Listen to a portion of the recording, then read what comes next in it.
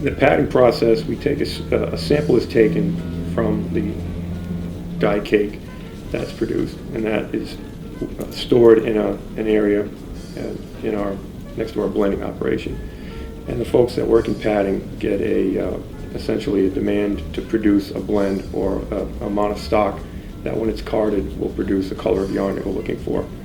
So to produce that, they have a build sheet that tells them, it's a recipe essentially, it's a formula, this many pounds of this color of dyed stock, this many pounds of this other color, this many pounds of another color, mixed with a white will produce the color that we're looking for. So they take this standard blend sheet, they then take the samples of stock that they have from inventory that correspond to those colors and produce a pad. It's roughly 3 inches by 3 inches by taking that fiber, carding it, running it through what's called a spin lab, which makes this homogeneously colored pad from that series of colors.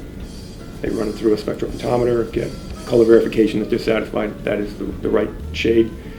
That once that pad is completed, that formula is adjusted, extrapolated up to the amount of pounds that we want to be able to create in a blend.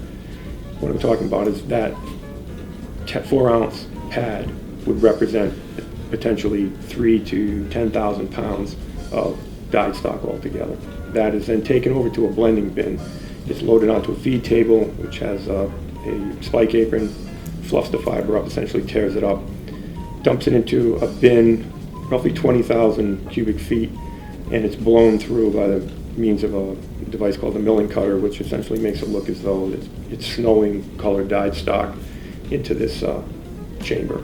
That process ensures that we have even top to bottom and within the blend distribution of color.